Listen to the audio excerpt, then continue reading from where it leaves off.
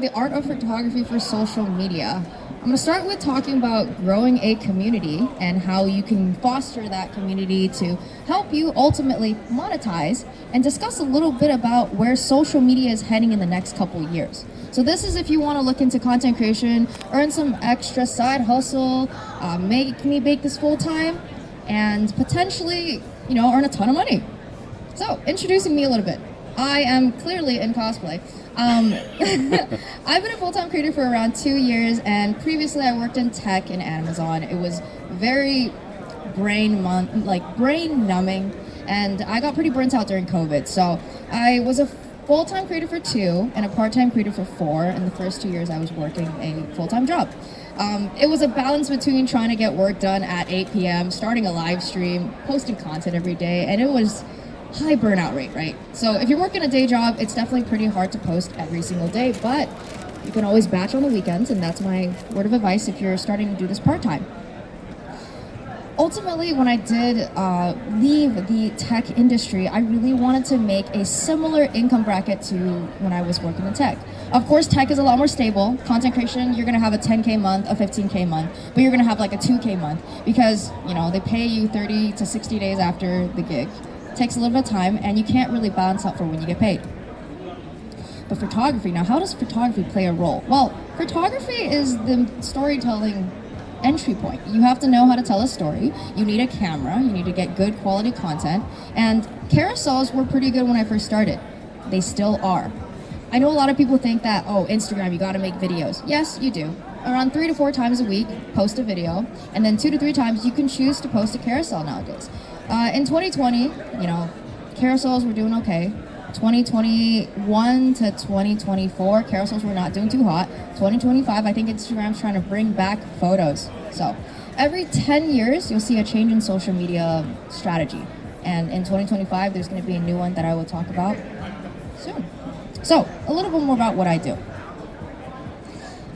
I started by thinking about, hey, how do I grow a community? It would be nice to have a ton of like-minded people enjoy the type of content I do who relates to what I like to make. And so viewers nowadays, it's a little different from when I first started 4 years ago. They want unfiltered content. They want genuine, unfiltered opinions. They want personality, and they want you to, showcase what you enjoy doing. So if you have a hobby for cooking, post about that on your stories. If you like to cosplay, talk about that. If you like Marvel comics, make content about that and tie that into your photography, because that's part of who you are. And if you don't showcase that, you're not going to be able to differentiate yourself, and you're just going to be like everyone else. Especially with the rise of AI, you need to be able to say, hey, this is me, this is what I'm known for. And when they recognize your name, your handle, they'll be like, wow, oh yeah, that's the person who XYZ. They also, to a certain extent, want to be the 6th dude in the room. You kind of have to talk to the camera. I don't really like doing this, but the best type of content recently that has been blowing up is, hey, I have this opinion, do you agree? Or hey, I saw this, I think I don't really like this, or I really like this, what do you guys think? So this type of content is consistently doing significantly better than a picture of, let's say, your dog. If you want to post a picture of your dog and showcase your process, post a, hey, come with me to take a picture of my dog, and this is how I do it. That's going to do significantly better than just posting a picture of a dog. So it's more so just like a change in how you tell a story is really what the viewer wants to see. Now, not only do they want to be the 6th dude, they want to see less polished and more authentic content. They want you to showcase that personality. And I think everyone has something unique to share. So there's definitely something that you do that's unique to you, whether it's an opinion, whether it's something you like to do in your free time. But tie that into photography and your potentially even professional career to have a unique lens in the world. Personal brand in the next 5 to 10 years is going to be the only differentiator. Because with the rise of AI, with the rise of content being able to easily be reproduced, you're not going to be able to just make a video, because AI can do that too. So you need to be able to differentiate yourself. Yes, they can hypothetically steal your face, but you can sue them for that. You will still have your face, your personality, and that will be unique to you. Especially if you have certain traits that maybe you grew up in another country, or you have a lot of cultural combinations that are unique to you. Share that with the internet. So a little bit more about my uniqueness. I do travel, portable tech, and lifestyle content telling stories with photography. I'm mostly a photographer, less a videographer. Got to get into that. I do tend to use my phone a lot for a lot of content for video wise, but for photos, it's always my A7 IV. And if you guys want to scan, they're doing giveaways over here. Shameless plug.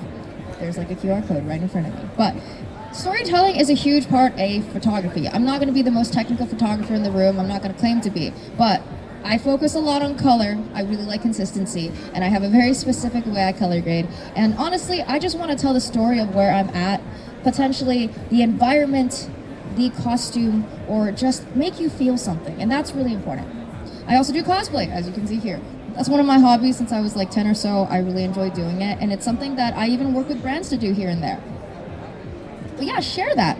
In a way, I think 10 years ago, you probably would have been bullied for this. Nowadays, it's cool because the internet is so open and they're super comfortable with finding like-minded people who also enjoy what you enjoy. There's going to be small bubbles of echo chambers and you need to make your own. Now, monetization. Everyone wants to know how to make money as a content creator. You could have the same stats as someone else and they're going to have 100K more than you do. Why is that the case? Because there's different ways that you can make money. There's a wide variety of active and passive income sources. There's going to be 1 month where you're probably going to get 10K in ad revenue, but the next month you get $500. That's view dependent. So that's more of a passive income. If you have 5 or 6 of them, you'll have a more stable income.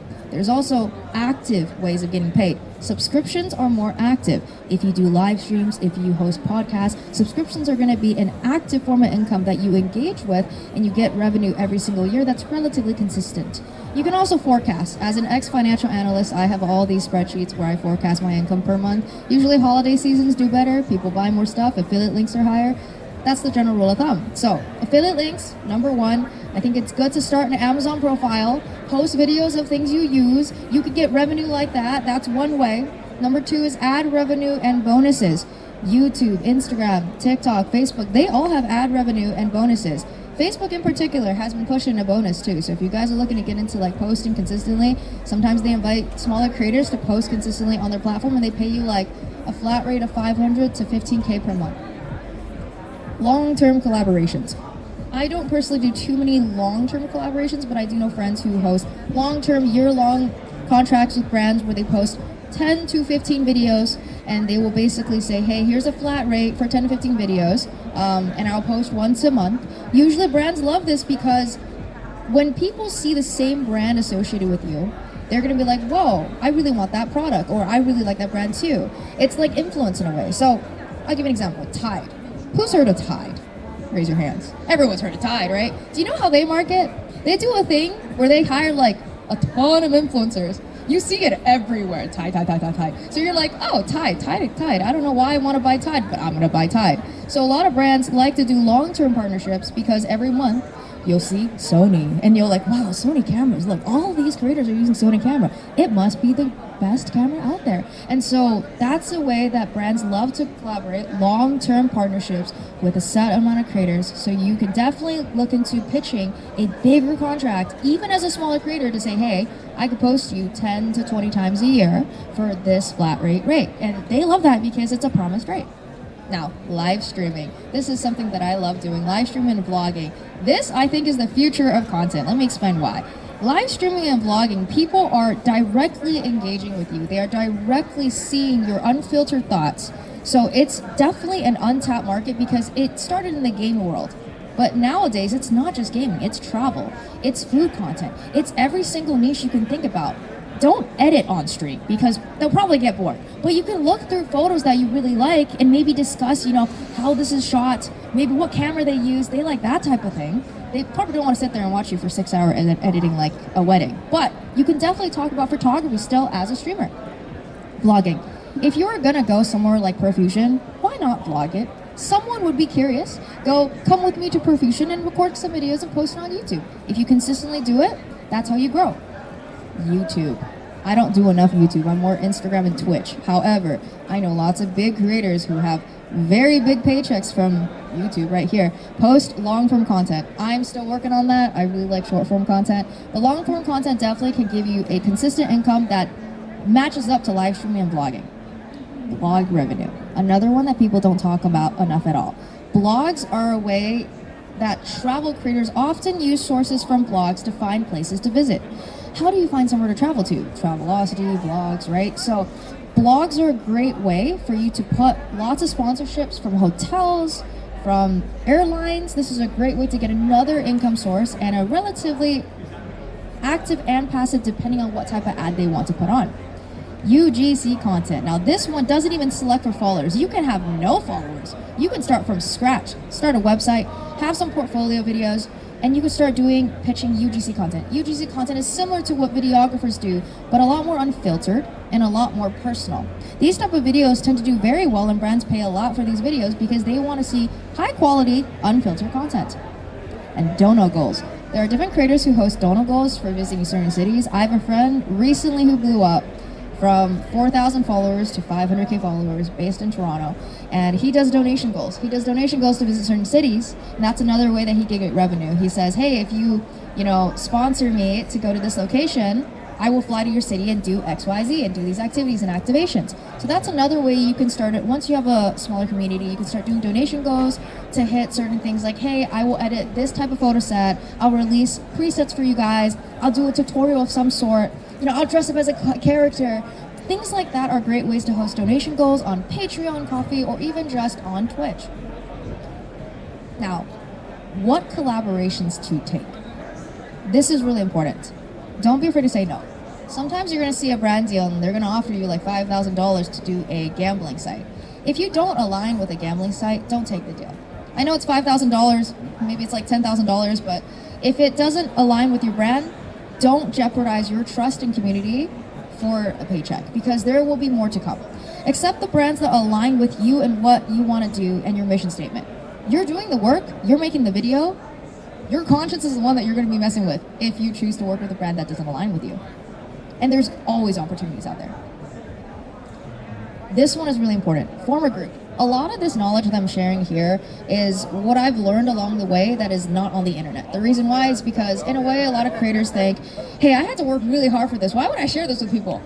See, they're just insecure. At the end of the day, you have to be consistent to be able to make content your full-time job. You got to post every single day. Not every single video is going to be a 10 out of 10, but just post it. No one starts 10 out of 10. And I've had huge YouTubers tell me, post on YouTube for 100 days before you decide you don't want to do this anymore. If you can make 100 long-form content videos, then you could say, hey, I failed. But until then, keep posting, even if it's not 100%, even if it's not the best video you could ever make. Because maybe that's going to be your viral reel. And make a group of friends. A lot of these rates are going to be through, talking with other creators. Find friends that are open to talking about their rate and what they charge and potentially what packages they have, because you're going to have to cross-check with your friends and see what works for you. A brand might offer them 2K and be like, hey, but they offered me 5K. So talk about that, because then you could see, this is the market rate for my viewership, this is the market rate for my following, and this is what I can offer. Monetary value of a brand deal is not just how many followers you have. It's the quality of your content. It's the storytelling ability. It's your cinematic skills. You could have an FX6 and you can make really good content and you should be charging 10K, not 3K, But if you're using a phone, maybe you charge a little less. So it depends on what you are going for, what style of content. That has nothing to do with views and followers. Now, how do brands find creators? This I actually learned from a CMO at a pretty exclusive marketing event. He drew it on a piece of paper, very old school, and I'm like, wait a second, I'm gonna memorize this and I'm gonna recreate it on the digital version. This is a really, really polished way of seeing how brands find creators. Of course, creators go through the other side where they see, oh, this is how I do it, but this is how brands find creators. Now, if anything, remember this part. So, say that company has about $1.6 million in budget, all right? What are they going to do with that budget? They're not going to find influencers themselves. That's a lot of work. They're going to hire ad agency A. Let's say ad agency A pockets around 200K of the 500K budget that they're given. They're like, okay, well, I need 200K for, out-of-pocket costs, labor costs, hire my employees, pay for their health insurance, right? But they're going to have around 300K budget left. They're going to hire influencer creator 1, photographer, influencer, videographer 1. Ideally, you're a photographer or videographer with some following. This is like, you hit all the buckets. If you're a creator who's also a photographer or videographer, you can sell both. together, and they're going to prefer that over just say a photographer or just an influencer. Let's say creator A or creator 1 pitches 100K because they know pretty good videography skills, they got nice fancy cameras, they got a nice studio, I can make a really good cinematic reel for you guys. How about, I charge 100K? Creator 2 is like, I don't know what I'm doing, I'm a small creator with like 200K followers, but I use my phone, they're gonna charge $1,000, they're under pitching. Creator 3 says, how about 9,000 for that brand deal? What happens? There's 190K left just on the table. So what do? Well, they're gonna find more creators because they're like, wow, I have like 190K left. I'm gonna find like 10 more creators. I'm gonna try to find creators who only charge $1,000 for their brand reel because they're like, that is the most worth it, right? The more eyes, the better. Now, they're gonna hire another company.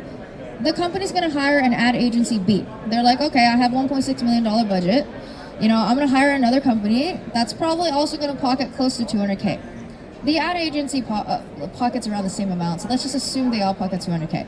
They have a 500K budget. Now they hire 3 creators. Creator 4 for 2,000, creator 5 for 10K, and creator 6 for 30K.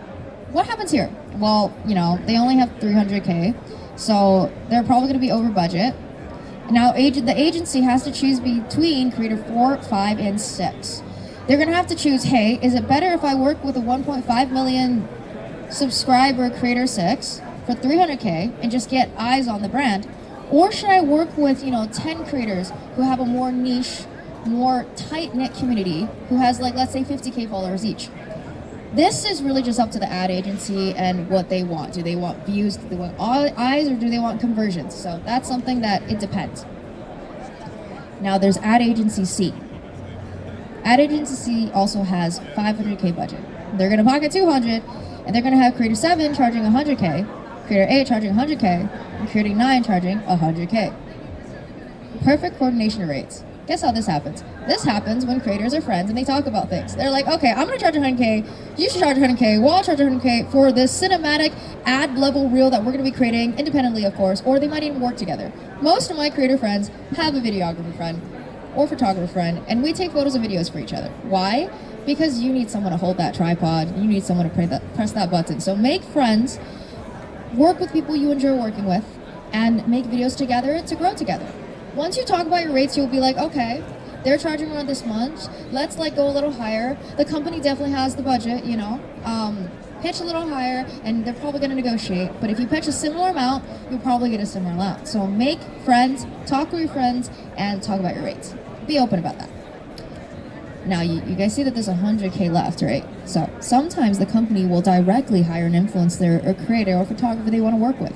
If they really like your content, your style, your personality, they're gonna want you in particular. So they go directly to certain creators and influencers to pitch a budget of potentially 100K. They have 100K leeway usually to 200K. This is a hypothetical number. Sometimes their budgets are higher. They'll have a certain amount set aside for creators they work directly with. What happens here? They earn the most that way because they're not going through an ad agency who pockets 200K. So in an ideal world, you work directly with those brands that you align the most with. To go a little bit more about travel lifestyle niche, I know you guys want to do travel content. It's like a pretty interesting niche to be in. You want to travel full time, make a ton of money, and be able to see the world, right? Everyone wants that. So travel niche is a unique one. If you have a partner or a child, they love families. So if you have a family and you're willing to monetize your child, you will make a ton of money. Do you know why? Because dual income households are what the economy is looking for. So if you have a wife, monetize that relationship. Trust me on that, because brands this year, they've talked to a lot of the influencers. They're like, hey, we have lower budget for individual creators. We have higher budgets for families. Reason why is dual income child, lots of spend, lots of expenses, lots of family trips. So if you do have a partner or a child and you're willing to make some content around that, that is an amazing niche to jump into this year, especially if you want to do more traveling.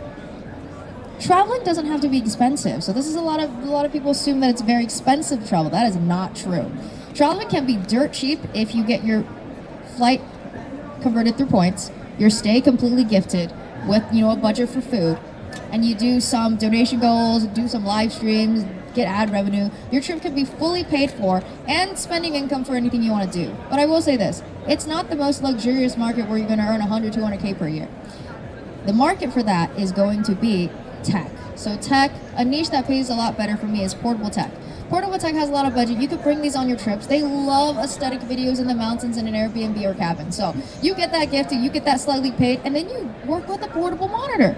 Work with a laptop brand, a phone brand. These are brands that have the budget to pay you for those videos. And what's more cinematic than shooting a video in a forest or at Banff, right? So that's like the best combination, combining travel with portable tech.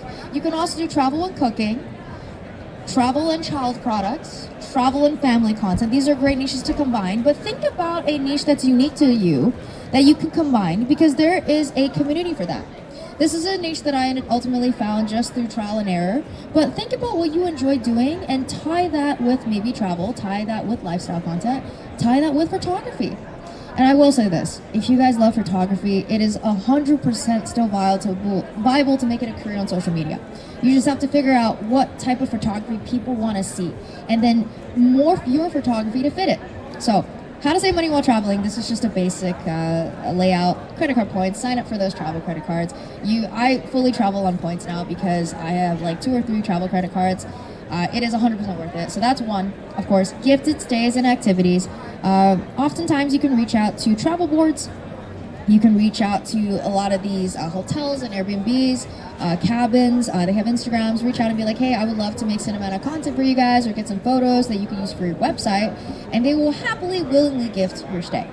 Sponsor trips. A lot of brands also sponsor trips. They do a lot of activations and sponsored activities. So reach out to your favorite brands, see if they want to do a sponsored trip to XYZ to get some cinematic content they can use for their social medias, and allow them to run ad revenue for a couple months. They love that. Live stream donation goals. If you're interested in the live stream or vlogging world, you can also set up donation goals to have your community who enjoys your content sponsor trips that they want to see. If they want to see you at CES, be like, hey, we'll do a donation goal. If you guys want to see CES like coverage content, donate to this goal, and then I can try to go to this event. Patreon is also another site you can choose to use. Now, the future of social media. This one is interesting. So what's going to happen in the next 5 years, and why that matters to you? If you want to choose the world of social media and making a living on social media and content creation, it ties heavily to a lot of photographers. If you're a wedding photographer, you need a social media. If you want to be an event photographer, you need a social media. Everything requires a social media when it comes to small businesses. So what's going to change in the future? Well, the trust-based economy is going to be the only one that matters for individual small businesses. Why? Because people trust people. They don't want to see AI content. When they notice it's AI, they go, oh, it's AI, it's fake news. But they want people to say things that they relate to. They want trust, and trust is the foundation of the future of content creation. Trust is like a currency that is currently not necessarily valued in terms of money, but they pay creators because brands are, to a certain extent, very robotic. It's very, in a way, it's cold. Humans are warm. They want to see a creator be like, hey, I love Sony. Of course we love Sony. Don't forget to scan the QR code for the giveaway. Sony, please notice I'm promoting this QR code. But work with brands that you love. I've been using Sony since the beginning of my career, so I love working with them. And when a creator says, oh my gosh, I love Sony, then you go, wow, maybe Sony's the best camera. I look at all these cool creators speaking for them. So trust is a currency that doesn't have a monetary value, but it's definitely something that brands love, people love, and it's going to be the future of social media. In a creator-led world full of AI, humanity is the only differentiator in the future. Show yourself as who you are. You'll find a sense of belonging, and they'll find a sense of belonging. And of course, that circles back to authenticity. And the reason why is, even though AI is pretty cool, you should be using it as a tool to make better content and to brainstorm and find trends in what works for you, but they don't want to see pure AI work. So what did we learn today? We learned about growing a community, or about how to monetize, and the future where social media is going to be. I do have one extra thing I wanted to point on that I didn't point on yesterday, and I think it's really important. It's in my notes, so I'll pull it up really quick. There's 4 types of content, and I learned this off of a CMO, and it was really polished, so I'd love to share it with you guys. I go to a lot of conferences, as you guys can see, and they sponsor the trip, and I'm like, wow, I'm curious what they're doing, but usually it's more relevant to CMOs. The one thing I will point out is there's actually 4 types of content that does very well. Give me 1 second. I think this is really valuable to learn.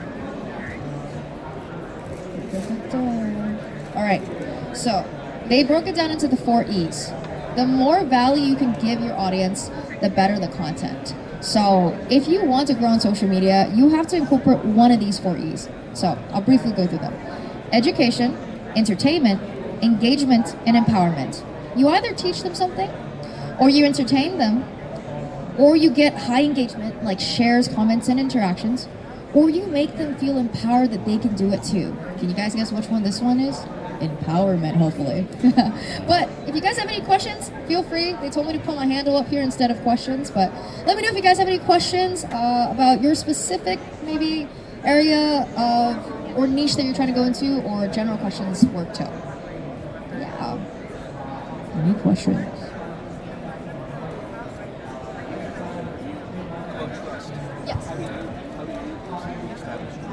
Yeah, so I am a very opinionated person with very strong takes on a lot of things. So I do live streams and I often share those takes.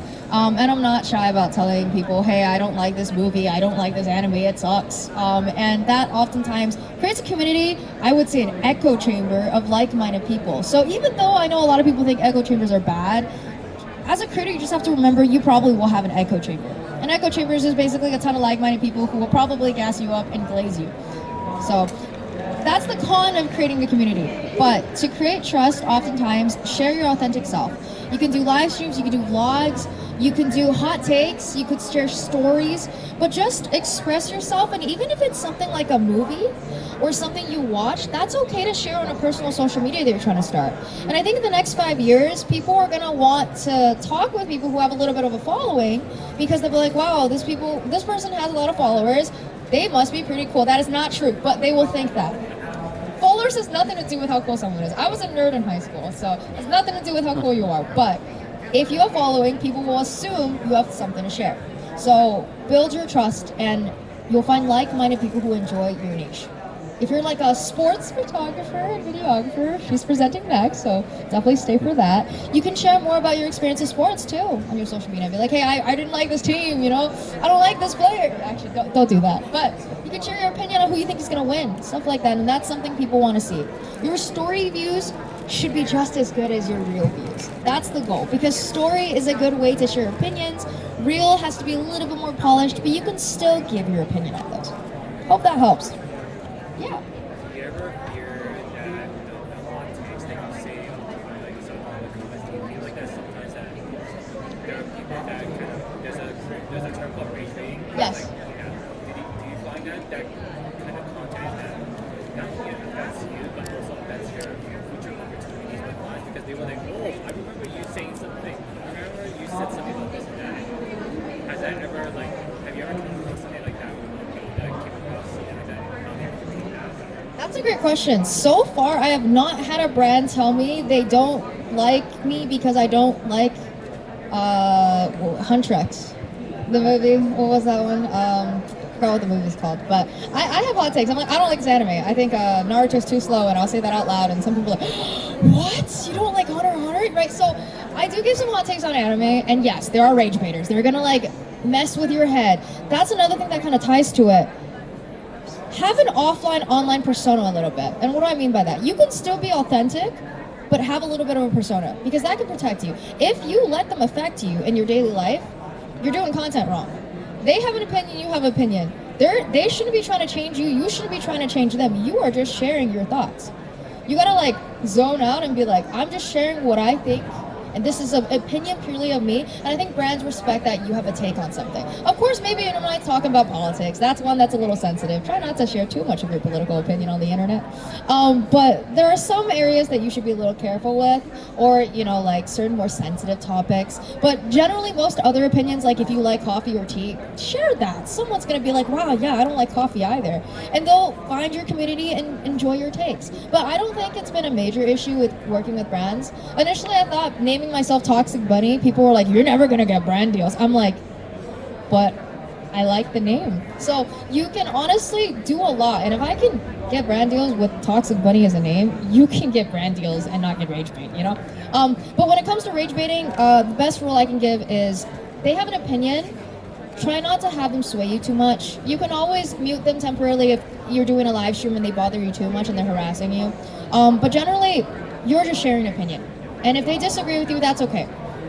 when it comes to comments and toxicity on the internet, they are all keyboard warriors. They're going to give all these opinions about what they don't like about your hair, but they're not earning bank. So ignore the noise, get that bag, and who cares if you're earning money on that reel, right? Just ignore those bad people. Hope that helps. Yeah. Any more questions? You guys can ask specific questions too. I had someone come up to me yesterday with specific questions about their socials, but I think it would have benefited everyone else too. Yeah. How'd you come up with Toxickbunny? I used to play League of Legends a lot, and I played a lot of toxic champions like Twitch, the rat. So it's really just a gamer tag. I'm not a very toxic person, hopefully.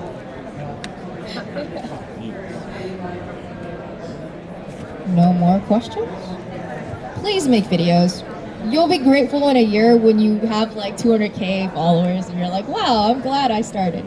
I think every creator wished they started earlier. So start now. Today. Thank you.